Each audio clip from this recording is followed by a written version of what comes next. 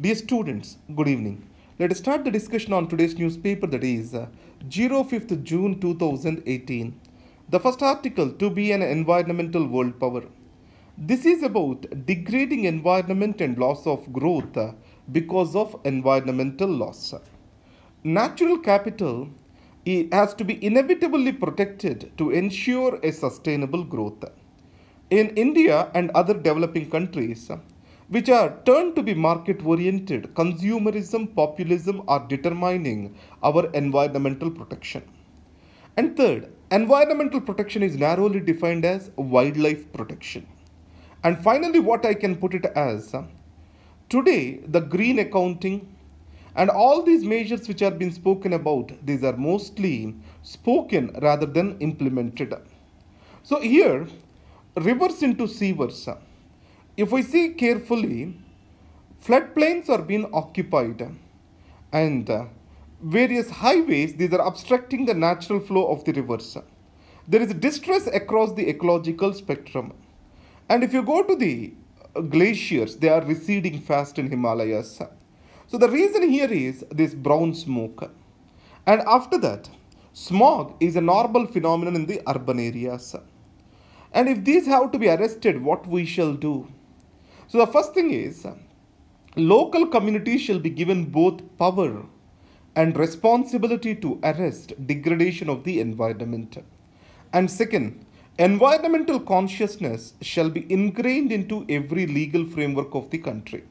The Chipko movement in India has reflected this, and India also need to work because in the long term, if environment is not protected, it is going to create climate refugees and worst affected will be India in this particular region.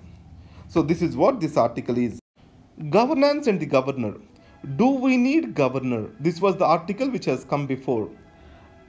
Here, governor also performs some important functions. He can act as a guide to the state government. He is a federal link between the state and the union governments. So in this context, the misuse of the power is majorly due to the discretion enjoyed by him. So the discretionary powers can be reduced or checks and balances can be created. And the second thing is, we can increase the autonomy of that office, independence of the office. As of now, the political men who are retired, these are being given governor's postings as an extension of their political career.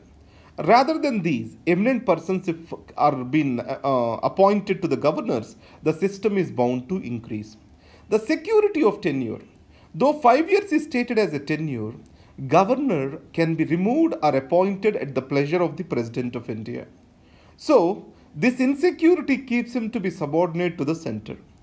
So, the Supreme Court of India already has clearly stated in its interpretation of Article 156 that governor's office is a constitutional position and the tenure of 5 years is fixed for him.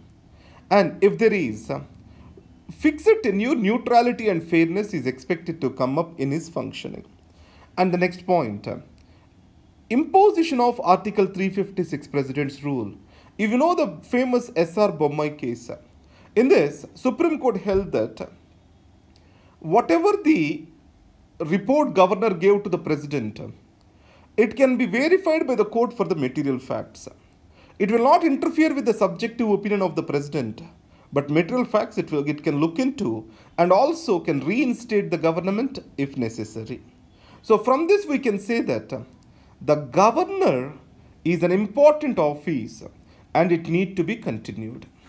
And the next, be agents of the change. President tells governors. So here, President of India has clearly stated that the governors as chancellors of the university shall be the guardians of Indian youth and also as constitutional heads there, they are supposed to guide and mentor their respective governments. And he clearly stated that people of the states look at the governor's office as a fount of values. Available, accessible, but not stable. What is meant by food security? And what are the components of this? These are availability, accessibility, and then utilization. Fourth pillar is stability. So when we talk about availability, it majorly talks about the production. And then when we talk about accessibility, we need to talk about physical and financial access to the food. Though food is available in India, we are a food surplus country now. Food is available in India. There are many hungry people in this country. It means the major challenge today is about access. So this article, it divides the concerns of food security into two eras. In the first era, that is after independence, the major focus is on production, availability of food. After the Green Revolution, that has ended. And then from 1990s onwards, the concern was more about unequal distribution of the food and lack of access to food. So financial and physical access need to be improved, and National Food Security Act and many other food programs are meant to do this. And utilization, it is more related to health and sanitation. It means the food which you are taking shall be able to, your body shall be able to assimilate it. That is what we call it as utilization. And finally, what we have is called the stability. Stability means availability of the food over a period of time, sustainable availability of the food. For example, there is a cyclone, there is a flood. Is the food available or not during these emergencies? That is what is stability. If we take our National Food Security Act, it clearly excludes certain percentage of the population. The target is to reach 75% of the population. So yesterday there was a question on this. And National Food Security Act is available only to the BPL families. No, it is available to the 75% of the population as a whole. And second is, the NFSA says that whenever there is a natural calamity, the people cannot claim the right over food. So it means the stability as a factor is ignored. So the author here says that a third generation right to food legislation is necessary to address the failings in food security. These failings in food security are majorly due to conflict, natural hazards, climate change, all these things. So if you see Global Hunger Index, what it has said is the increasing hunger in the world is majorly due to conflict. So resilient communities have to be built. The resilient communities can be built if we are able to provide security system or food security in the communities itself rather than depending upon the government. So food banks, decentralized procurement, decentralized disbursement, all these comes up in creating resilient communities that can fight climate change and hazards of conflict. Farm fiction, the village bandh, why this program is going on? Remember that by 2020, it was promised to farmers that their incomes will be doubled. There is no concrete action towards it. And in the last budget, minimum support prices will be increased. But there is no concrete action. Loan waivers are promised by many state governments.